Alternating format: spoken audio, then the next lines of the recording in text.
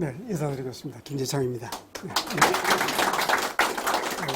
귀한 시간을 주셔서 감사합니다. 지금 의장님께서 말씀하신 것처럼 이게 각 그 분야별로 이 나라가 어디로 움직이고 있는지 정말 궁금하기 짝이 없습니다.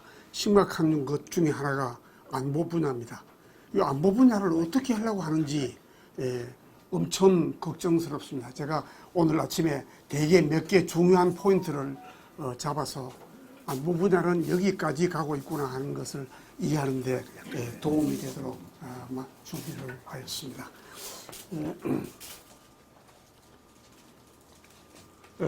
드릴 말씀은 지금 이 정부가 하고 있는 것, 이 엄청 우리가 위기를 당하고 있는데 위기로 보지 못하는 실태를 정리해서 말씀을 드리고, 그 다음에 이분들이 요새 이 상황을 무슨 70년 대결의 이런 그 관계를 청산하고 평화의 시대가 열었다고 얘기를 하는 그 평화라는 문제가 얼마나 허구인가를 좀 정리를 해드리고자 합니다.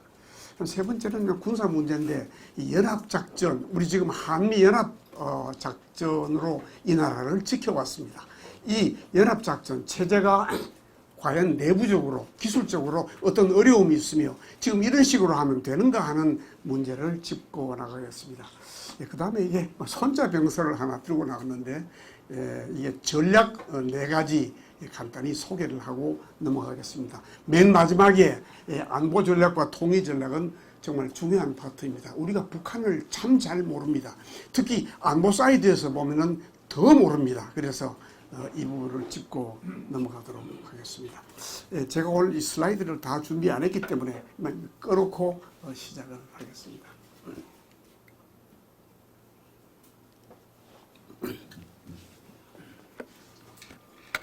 지금 정부가 현재의 남북한 관계를 평가하면서 70년 대결의 시대를 마감하고 평화의 시대가 도래했다고 주장하고 있습니다. 그런데 그와는 전혀 반대로 매주 토요일 되면 광화문 광장에는 육해, 공군, 해병대 그리고 예비역 장교들이 수백 명씩 때로는 수천 명씩 모여서 안보 상황이 대단히 위험하니 대북 군사 대비 태세를 제발 바로잡아 달라고 정부에 이렇게 향해 외치고 있습니다. 우리가 돌이켜보면은 휴전 후 우리의 안보 상황이 정말 가장 어려웠던 때는 월남에서 미군이 철수하고 월남이 망했던 70년대 중반이라고 생각합니다. 김일성의 입장에서는 미국이 월남을 버렸다면 한국도 버릴 수 있다는 가능성을 내다보면서 연일 도발을 감행하고 있던 때입니다. 8.28 도끼만행 사건이 이때 일어납니다.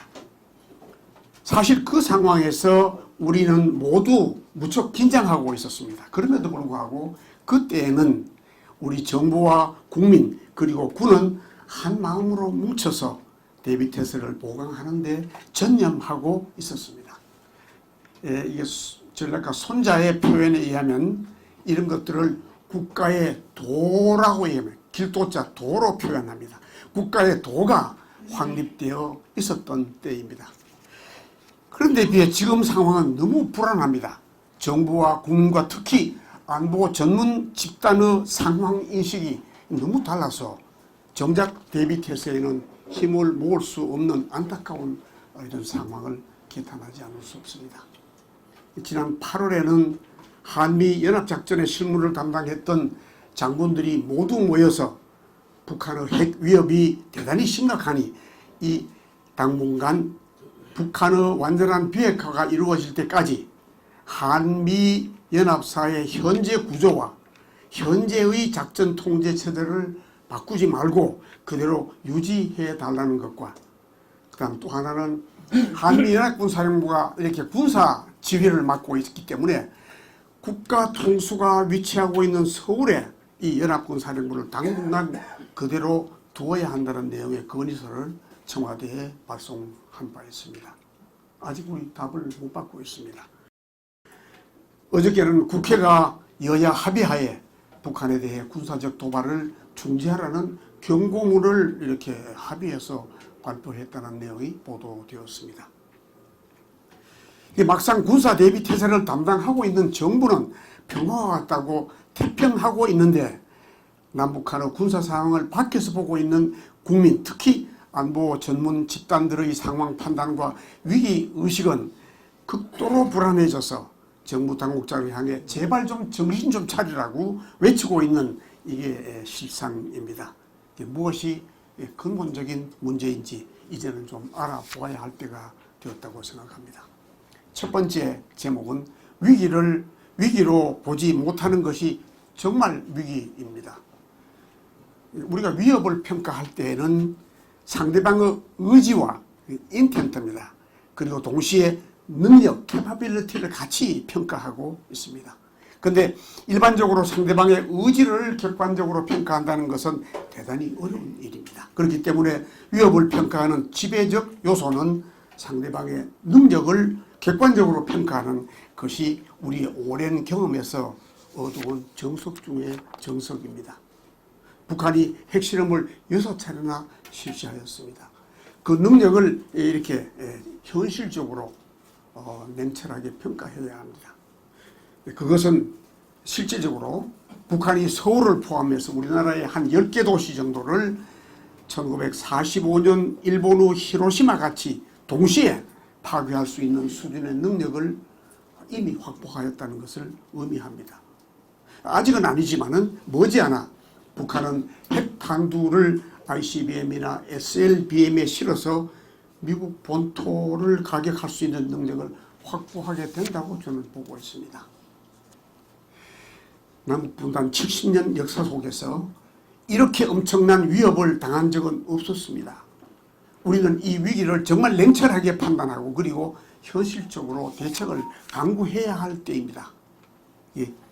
원론적으로 이러한 대응은 우리도 핵을 갖는 것입니다.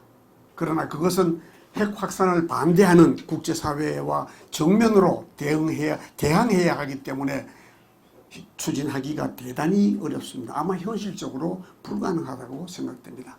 그 차선의 방식이 미국과 동맹을 강화하는 것입니다. 미국이 제공하는 핵 우산의 보호를 받기 위해서입니다. 정말 국제관계는 냉혹한 현실주의가 지배하는 영역입니다. 정부는 먼저 우리가 처한 이 상황이 얼마나 심각한 위기인지를 바로 알아야 합니다. 북한에 쌀가마니 실어 보낸다고 해결되는 그런 성질의 문제가 아닙니다.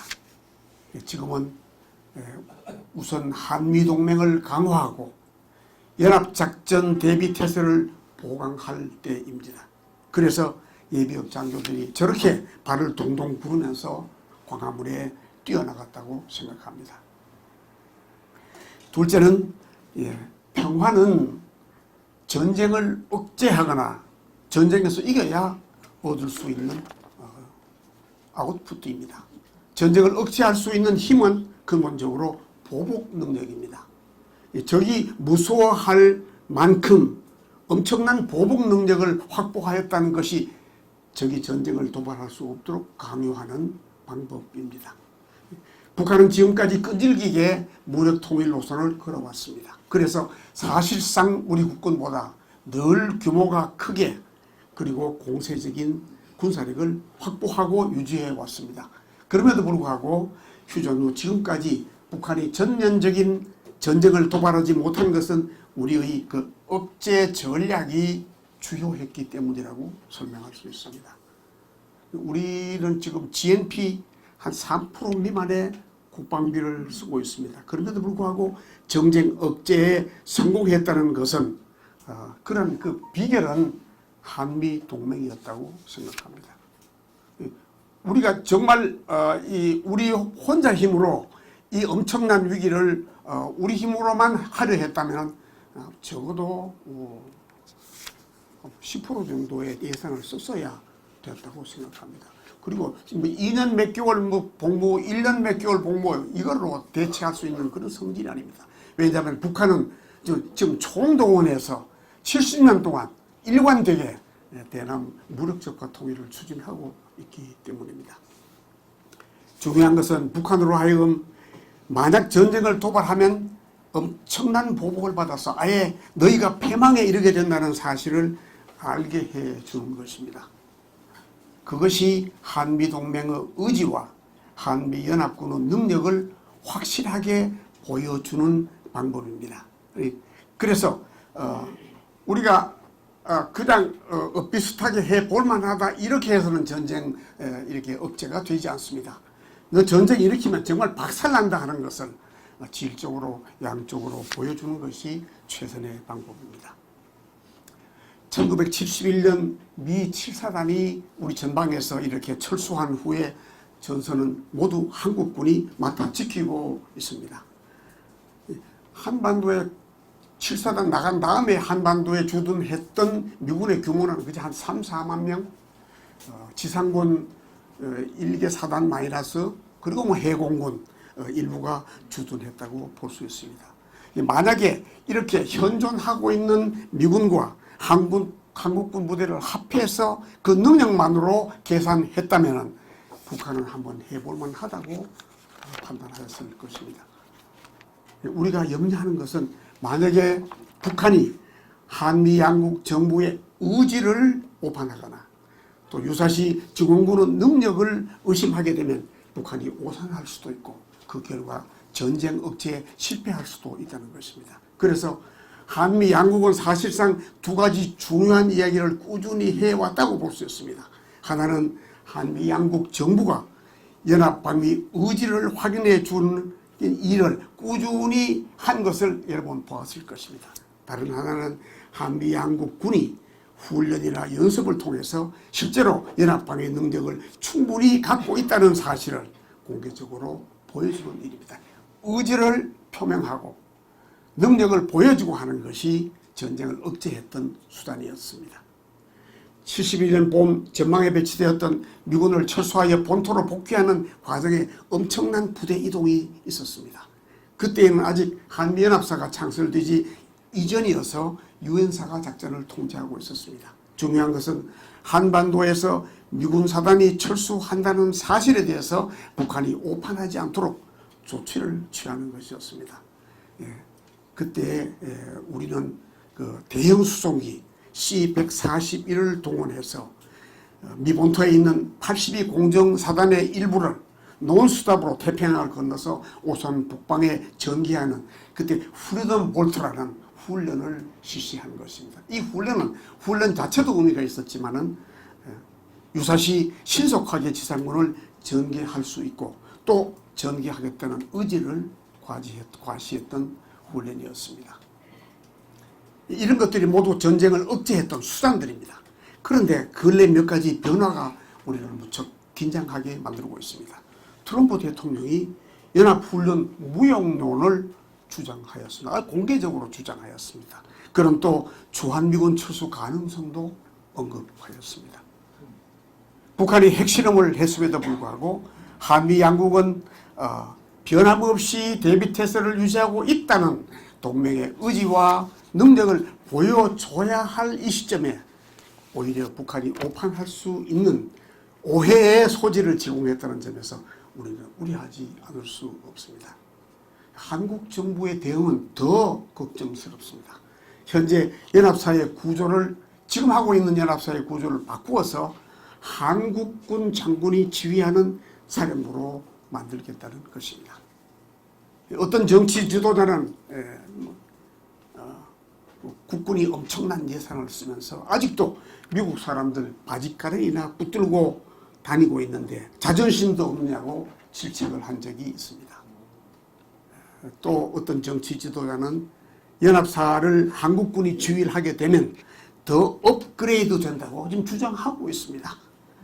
이분들이 다 국군을 통수하여 국토와 주권을 수호할 최고의 책임자들이었다는 사실에 대해서 놀라지 않을 수 없습니다. 몰라도 한참 모르는 이야기들입니다. 이런 엄중한 위기를 극복하고 국토를 보존하고 주권을 수호하기 위해서 노심초사할 줄 알았는데 이런 사람들 대책은 하나도 없으면서 오히려 군사 대비태세를 조직적으로 약화시키는 일에 목소리를 높이고 있는 것이 오늘의 현실입니다. 그래서 예비역 장교들이 저렇게 길거리로 뛰어나가서 제발 그러지 말아달라고 소리를 지르고 있는 상황입니다. 예, 세 번째, 연합작전이라는 이야기를 좀 기술적인 문제지만은 말씀드려야 할 것 같습니다. 나폴레옹이 젊을 때 이탈리아를 침공한 적이 있습니다. 1796년의 일입니다. 이태리 북쪽에 사르디니아라는 공국이 있었는데 사르디니아 군대와 오스트리아 군이 이렇게 연합해서 북쪽을 지키고 있는데 나폴레옹이 쳐들어갔습니다. 나폴레옹은 두 나라 군대의 배치를 다 확인하고 나서 그 중간으로 뚫고 들어가서 먼저 사르디니아 군, 그게 좀 약한 거니까 그 먼저 쳐서 부셔놓고 그리고 동쪽으로 돌아서서 오스트리아 군대를 격파하였습니다. 그래놓고 자기 친구에게 쓴 편지가 있습니다. 그 편지 내용이 여기 하나, 제가 영어 발음이 시원찮아서 이걸 보여드리는 게 좋겠습니다. One bad general would be better than two good ones. 아주 유명한 말입니다. One bad general, 이 자기를 얘기하는 겁니다. 좀 어설픈 한 사람 지휘관이 지휘하는 군대가 똑똑한 두 사람이 지휘하는 군대보다 더 낫다. 그러니까 연합작전이 합동지휘가, 연합지휘가 그렇게 어렵다는 것을 표명하는 유명한 말입니다. 미국은 1차 대전 이후에 여러 나라들과 연합작전을 많이 해보았습니다. 그래서 어떻게 하면 이 소위 유니티 오브 커맨드, 지휘 통일을 어떻게 하면 제대로 할 수 있는가 하는 것을 많이 발전시켜 놓았습니다. 세 가지로 요약할 수 있습니다. 하나는 어느 연합군은 여러 나라에서 이제 군대를 보내기 때문에 그 중에서 제일 강한 군대를 보내는 쪽에서 그쪽에서 지휘관과 참모가 나오는 방법입니다. 우리 6.25 전쟁을 치룰 때 유행문 사령부가 그런 역할을 했고 또 지금 나토 사령부도 이런 모양을 하고 있습니다. 그 다음에는 이 지휘부가 이게 밑에 무대하고 이렇게 다른 나라가 되다 보니까 잘 연락이 되지 않습니다. 그래서 그 사이에 배틀 스텝 또는 이렇게 리에이존 스텝을 만들어서 다리를 연결시켜줘서 이렇게 하는 방법입니다. 근본적으로 첫 번째 방법과 똑같은 방법입니다. 세 번째는 아예 평시부터 연합작전을 할 나라의 장교들로서 연합지휘사령부를 만들어서 훈련을 시켜놓고 같이 공동지휘를 할 수 있도록 이렇게 만들어 놓다가 유사시 연합작전을 지휘하게 하는 방법입니다. 우리 한미연합군사령부가 대표적인 그 구조입니다. 그리고 나토도 마찬가지 그런 구조입니다. 이 중에서 가장 효과적인 방법은 세 번째 방법입니다. 사실은 일본 군인들이 한국의 한미연합작전사령부 체제를 엄청 부러워하고 있습니다. 보면 이 사람들은 그런 체제가 안 되어 있습니다. 그래서 일본 군들은 가령 육상자위대 사령부, 미군 사령부 옆에다가 위치하고 있습니다. 해군 또 가서 그 옆에다가 위치하고 있습니다. 왜 그렇게 옮겼느냐 하면은 우리 연합사처럼 한 팀워크를 평시부터 준비해 두기 위해서입니다. 근데 이 방법이 대단히 좋은 방법이지만은 미리부터 준비를 해야 한다는 어려움이 있습니다. 다행한 것은 우리가 40년 전부터 이런 구조를 만들어서 이런 우수한 지휘 참모를 길러놓았을 뿐만 아니라 서로 팀워크를 할 수 있는 훈련을 해두었다는 사실입니다. 자, 이 연합군 사령부가 북한으로 보면 눈에 가시입니다. 평소에는 있는지 없는지도 모릅니다. 실제로 미군 대장 한 사람, 한국군 대장 한 사람, 한 1000여 명 장교를 데리고 앉아서 뭘 하고 있는지 우리 아무도 보이지도 않습니다. 그러나 사실은 24시간 북한을 자세히 들여다보면서 북한의 움직임을 샅샅이 보고 있는 사령부를 거기 하나. 지금 그 사령부가 70년 동안 지난 5월 우리 휴전 기간 동안 우리나라의 안전을 지켜온 사령부입니다. 문제는 이 정부가 현재 이 연합사령부의 그 외형은 그대로 두지만 내용은 전혀 다른 한국군 장성이 지휘하는 사령부로 조속히 바꾸겠다는 것입니다. 참 걱정스러운 것은 너무도 포장을 잘한다는 것입니다. 언론 들어보면 아주 근사해 보입니다. 자, 이제 한국군과 미군 전시에 증원되는 뭐 카나다, 호주, 영국 뭐 이런 유엔군 전 부대를 한국군이 지휘하는 시대가 왔다. 참 들어보면은 참 기가 막히게 근사한 이야기입니다. 자세히 들여다보면 정말 엉터리 같은 정말 어리석은 생각입니다. 전문가의 조언을 충분히 받을 수 있는 위치에 있는 사람들이 왜 이런 엉터리 같은 발상에 동의하는지 도대체 이해가 되지 않습니다. 이제 제가 앞에서 왜 그런가 하는 것을 좀 앞에서 연합군 지휘를 하는 방법 중에 첫 번째 방법이 더 많은 전투력을 파견하는 나라의 지휘관과 참모 조직이 지휘하는 방법이다. 이 6.25 때 우리 메가더 사령부 또는 모커 장군, 벤프리트 이런 분들이 우리 한국군과 합해서 연합 지휘를 했던 것, 이런 방법입니다. 노르만디 상륙작전을 하면서 미군이 아이젠하워가 미군을 끌고 갔습니다. 그게 영국군 사령관 몽고메리 같은 분, 정말 역전의 노장입니다. 그 이런 옛날에 자기 식민지였던 나라의 장군이 별을 주렁주렁 달고 와서 사령관을 하겠다고 하는데 몽고메리의 입장은 정말 불안하기도 하고 대단히 불편했습니다. 그러나 이러한 대군을 끌고 온 미군 장군을 두고 자기가 지휘했다고 벅벅 우기면 모르긴 하지만 극단적으로는 니 잘해봐라 하고 싸질머지고 갈 수도 있는 상황입니다. 이걸 잘 알고 있는 처칠을 그렇게 하지 않았습니다. 아이젠하워로 하여금 지휘하게 하고 그래서 노르만디 상륙작전은 성공하게 됩니다. 오늘 우리의 입장은 이것과도 비교할 수 없는 형편입니다. 만약 굳이 한국군 장군이 지휘해야겠다고 벅벅 우기면은 아마 미국 쪽에서 그렇게 하라고 할 겁니다. 그러나 미국은 한국군 규모보다 지금 한국군 육해공군 규모보다 더 작은 지원군을 보내주는 수밖에 없습니다. 그래야 효과적인 연합작전이 이루어질 것입니다. 한국군이 주도해서 지휘를 하려면 한국군의 능력이 항모 적어도 너대 척, 그 다음에 엄청난 항공기, 그 다음 그보다 더 어려운 거, 정보 능력, 이런 걸 다 초월할 수 있는 그런 능력을 가졌을 때 그때 한국군이 지휘해야 효과적이 될 것입니다. 그렇지 않으면은 미군이 지휘하는 수밖에 없습니다. 이거 정말 국가의 존망이 걸린 문제를 어설픈 무슨 자존심으로 이걸 문제를 풀어나가겠다고 하는 것이 정말 참 안타깝습니다. 유사시 우리는 강력한 미군의 지원 세력이 연합사 예하에 오도록 만들어야 할 형편입니다. 지금 연합군 여기 몇 명 안 됩니다. 저 용산에 있는 또 평택에 다 내려가고 몇 명 안 됩니다. 그럼에도 불구하고 이분들이 억제 효과를 발휘하는 그 배경은 유사시 엄청난 전투력이 오는 여기 이렇게 앞에 견인 역할을 한다는 데에 그 의미가 있습니다. 한미연합군 사령부라는 거 연합군 사령관 별 4개 달고 그냥 왔다 갔다 하는 사람처럼 보이지만은 거기서 그런 준비를 하고 있다는 사실 때문에 북한은 공격을 하지 못하고 있는 것입니다. 한반도에서 전쟁이 일어나면 사실은 그 여파는 동북아 전체 어쩌면 세계 질서에 영향을 주게 됩니다. 이 심각한 문제를 해결하려면 제일 첫 번째가 정보 능력입니다.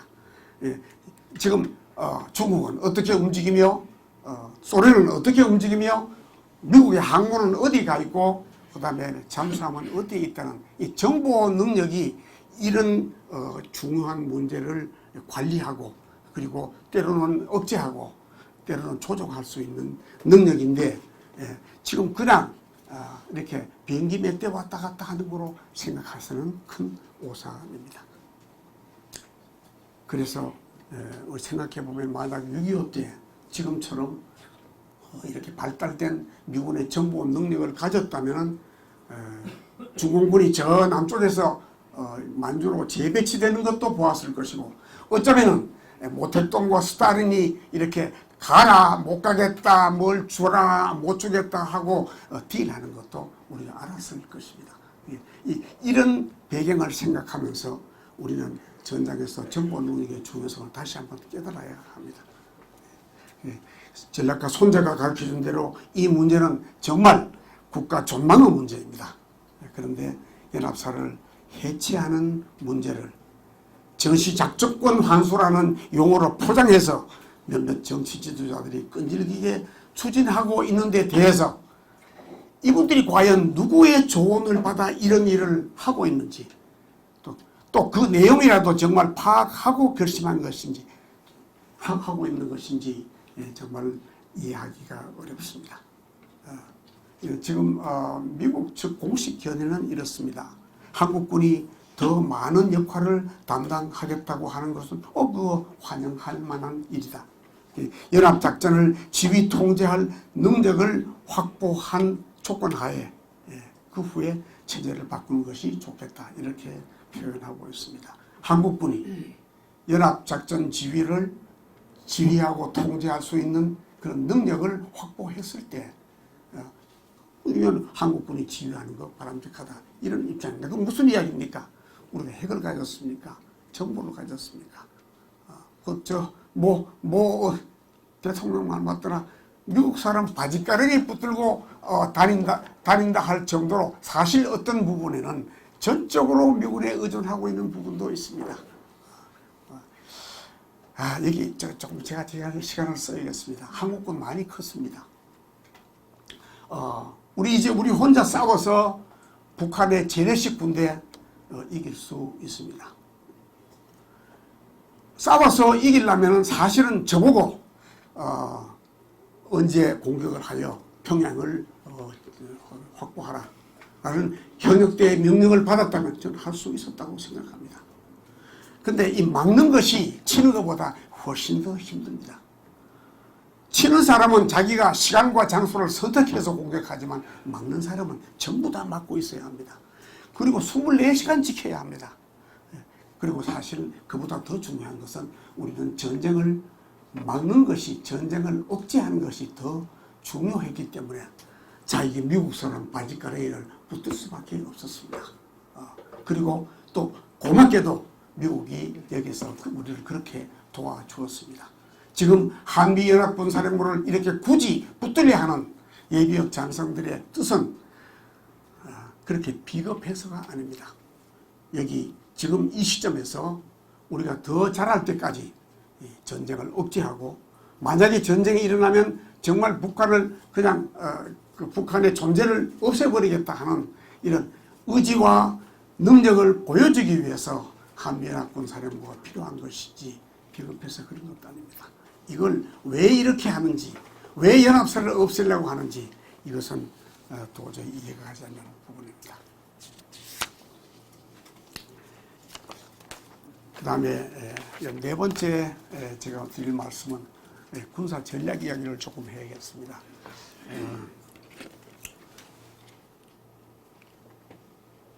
이거 손자병법입니다.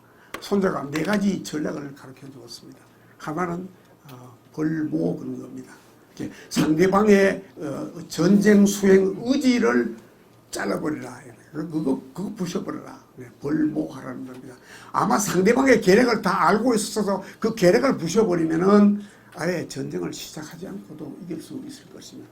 두 번째는 벌교하는 것입니다. 이건 상대방을 외교적으로 국제적으로 고립시키라는 것입니다. 벌교하라는 것입니다. 그리고 세 번째는 벌병하라. 이거 이제 군사력을 써서 적 군사력을 파괴하라는 것이고 마지막으로 공성하라는 것인데 성을 공격해서 함락하라는 것인데 손자가 이걸 가르치면서 제일 좋은 것이 벌모다. 그리고 두 번째는 벌교다. 여기까지는 군사력을 쓰지 않는 상황에서 벌모, 벌교가 성공하면 사실은 벌병이 필요가 없다. 그래서 부전이 구린지병이 싸우지 않고 이기는 군대가 선지설이다 하고 가르쳤습니다. 근데 우리가 주목할 것은 벌모, 벌교가 진행되는 다음에 벌병이 온다는 사실을 보아야 합니다. 북한이 또는 누가 했는지 모르지만은 이 시점에서 우리하고 일본 사이의 간격을 벌려놓았습니다. 왜 지금 하필 이때에 지소미아를 끄집어냈는지 저는 도저히 이해할 수가 없습니다. 우리 잘 아는 사실 중에 처칠이 공산주의 엄청 싫어했습니다. 처칠이 스탈린을 무척 싫어했습니다. 그럼에도 불구하고 히틀러와 싸우기 위해서는 처칠과 동맹을 맺었다는 사실을 우리는 기억해야 합니다. 믿든 좋든 일본에 있는 유엔군 기지를 우리는 써야 합니다. 만약에 일본과 이렇게 비기면 앞에 적을 두고 일본과 이렇게 사이가 나빠지면 우리는 양면 작전을 해야 합니다. 군사적으로 양면 작전으로 끌고 가는 전략가는 건 빵점입니다. 이렇게 심각한 것을 뻔히 알면서 왜 지금 이때에 지소미아를 거론하는지 우리는 정부에 묻고 싶습니다. 그리고 우리 현역 후배들에게 이야기하고 주고 싶습니다. 어쨌든 지금 이렇게 벌교가 되어가고 있다. 이 벌교 다음에는 벌병이 오게 되어 있다. 이것은 순서다. 물론적으로 이런 순서를 밟는 것이 이게 오랜 역사의 교훈이다. 그렇다면 지금은 군사 대비 태세를 보강할 때이다. 이걸 후배들에게 충고하고 싶습니다. 이 상황에서 평화가 찾아왔다고 우기는 것은 정말 삼가해야 할 일이다. 왜냐하면 심리적 대비 태세가 먼저 무너져 버리기 때문입니다. 그 다음에 다섯 번째 안보 전략과 통일 전략을 말씀드리고자 합니다. 시작 서두에 우리 박 의장님께서 이 나라가 어디로 가고 있는지 정말 걱정스럽다는 말씀을 해 주셨습니다. 우리 북한을 좀 정확히 알아야 할 텐데 사실은 북한을 잘 모릅니다. 북한에서 오신 분들도 북한을 잘 모릅니다. 근데 우리가 좀 냉철하게 북한을 들여다볼 필요가 있습니다. 남북한과 같이 이렇게 인위적으로 분단된 나라의 안보 전략은 통일 전략과 구분해서 다룰 수 없는 문제입니다. 불가분의 관계가 있기 때문입니다. 결국 남북한은 나중에 하나가 될 때까지 서로가 위협의 대상이 될 수밖에 없습니다. 특별히 우리가 상대하고 있는 북한이라는 특수집단은 정말 70년 이상 지금까지 꾸준히 대남 무력적과 통일을 이렇게 추진하고 있는 그런 아주 정말 희귀한 집단입니다. 우리 그 북한의 뿌리를 얼른 짚고 넘어가려 합니다. 북한의 뿌리는 스탈린의 팽창 정책의 도구로서 스탈린에 의해 만들어진 전형적인 위성국가입니다. 따라서 북한군은 스탈린의 정책 목적에 따라서 처음부터 남침용으로 조직되고 장비되고 소련군의 교리에 따라서 훈련된 소련식 군대였습니다. 6.25 전쟁 때 우리가 북한군으로부터 노획한 그들의 작전 계획 일부가 우리 지금 전쟁기념관에 보관되어 있습니다. 그것도 물론 소련군 장교들이 작성하여 한글로 번역한 것입니다. 북한의 뿌리는 스탈린의 팽창정책의 도구였다는 사실을 분명히 보아야 합니다. 나중에 이게 변해서 잘 변할 수도 있습니다. 문제는 변하지 않았다는 사실입니다. 김일성이라는 자는 스탈린이 선발해서 북한과 북한군의 사령관 역할을 수행했던 철저히 스탈린의 부하였습니다. 우리가 평양에 우리 국군이 평양에 들어갔을 때 찍어온 사진이 있습니다. 김일성 이렇게 집무실 책상 뒤에 벽에 스탈린의 초상화가 크다랗게 걸려 있었습니다. 이게 한 나라의 이게 명색이 수반입니다. 국가의 수반입니다. 뒤에 스탈린의 사진을 엄청 크게 걸어놓고 있었습니다. 50년 8월 우리가 인천 상륙에 성공했을 때 사실은 북한군은 거의 주력을 상실한 상태였습니다. 김일성이 쫓겨가면서 스탈린에게 보낸 편지 한 장을 소련 문서고에서 발견해서 지금 우리에게 보내주는 것이 있습니다. 그 편지 맨 마지막 부분에는 경고가 있는데 당신의 충복 김일성 이렇게 쓰고 김일성이 사인해 놓았습니다. 관심 있으신 분은 우리 지금 군사편찬위원회에 가서 보실 수가 있습니다. 당신의 충보 김일성입니다. 그러니까 김일성 철저히 스탈린의 포화였습니다. 이 사람을 무슨 뭐 주사파 무슨 이 사람을 무슨 민족의 리더로 생각하는 북한 쪽 사람이 있다면 그런 대로 이해가 되지만 여기서 왜 이 사람을 그렇게 리더로 보는지 도저히 이해할 수가 없습니다. 제가 오늘 이 진부한 이야기를 다시 해야 하는 이유가 있습니다. 이들의 문화를 이해해야겠다는 것이기 때문입니다.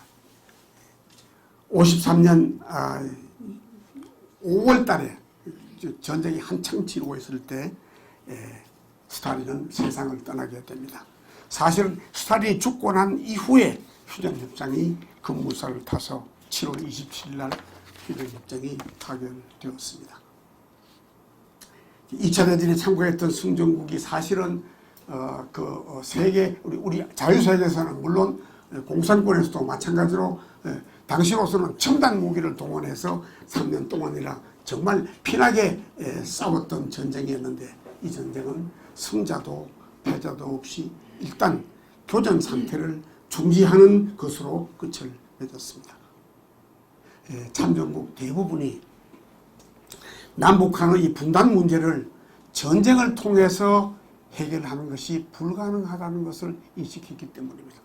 전쟁을 더 지속할 가치가 없다 이렇게 본 것입니다.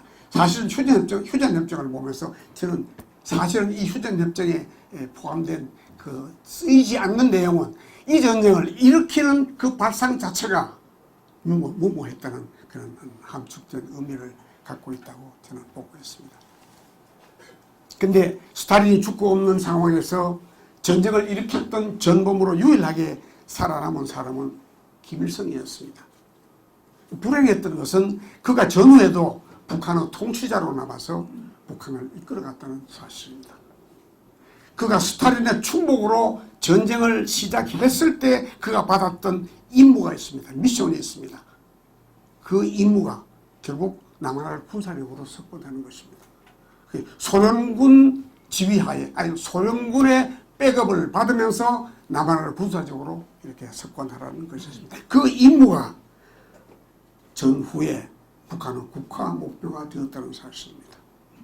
그 임무가 군사적으로 남한을 석권하라는 그 임무가 전후에 북한의 국가 목표가 되었다고 저는 생각합니다. 그가 전쟁을 시작했을 전쟁을 시작한 그 사실은 우선 정당화해야 되는데 정당화하는 차원을 넘어서 그 목표를 수행하는 그 사실 자체가 행위가 북한에서는 최고의 가치로 되어왔다는 것입니다. 이게 북한의 문화입니다. 그 연장선상에서 그 자신과 그 후손들은 소위 백두혈통이 되었고 유일한 정당인 노동당은 그의 당이 되었고 또 유일 지도체제라는 희귀한 시스템을 만들어서 그의 아들, 그의 손자가 대를 이어서 소위 유언을 수행한다는 그 문화가 깊게 뿌리내려 있는 집단입니다. 이 문화를 이해하지 못하면 김신조 사건 그 1.1 사태 그 젊은 정말 그 엘리트 중소위들을 갖다 죽으라고 이렇게 그 적지에 집어넣는 이런 문화 도저히 이해할 수가 없을 것입니다. 그리고 8.18 그 정말 잔인하게 도끼로 사람을 이렇게 시해하는 이런 문화를 북한의 이런 특수한 정치 문화를 이해하지 못하면 우리가 이해할 수 없는 부분입니다. 흉년이 계속들어서 사람들이 막 죽어 자빠집니다. 아마 수백만이 죽었다고 생각을 합니다. 이런 속에서도 고난의 행군을 선포하면서 계속해서 군사력 증강에 예산을 붓는 그래도 되는 그런 배짱이 도대체 이해할 수 없는 북한의 현상입니다. 바로 눈앞에 대한민국에서는 자유민주주의 체제 하에서 막 그냥 경제성장을 계속 하고 있고 또 강 건너 중국에서도 등소평 지하에 경제개발을 저렇게 빨리 해나가고 있는데도 불구하고 또 그걸 보여주면서 제발 너도 이걸 하라고 했는데도 불구하고 문을 굳게 잠그고 선군 정치를 끌어갈 수 있는 그 배경은 그런 특수한 문화가 불이 내리고 있기 때문이라고 설명할 수 있습니다. 제 말씀을 다 줄이겠습니다. 지금 트럼프가 북한 김정은과 새로운 관계를 맺어 핵을 제거하겠다는 발상은 저는 아무리 보아도 성공할 가능성이 보이지 않습니다. 북한 비핵화라는 말에는 대꾸도 하지 않고 아예 한반도 비핵화라는 말을 끄집어내어서 이게 김일성의 유언이라고 우기면서 미국과 협상을 하겠다는 그 자세, 그 DNA 우리 정확히 직시해야 합니다. 이들과 연방제 통일을 할 수 있다는 발상은 그 문화와 지금 우리 여기 서울에 있는 이 문화를 섞어서 그냥 융합해서 하나를 만들 수 있다는 그 발상은 북한 체제를 몰라도 너무 모르고 끌려다니는 꼴이라고 생각합니다. 북한의 현 체제는 유일 지도 체제와 김일성 유언을 도저히 버릴 수 없는 시스템입니다.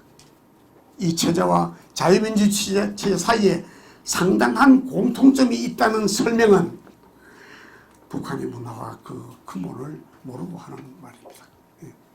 결국 우리의 통일은 어느 한쪽이 변해야 합니다.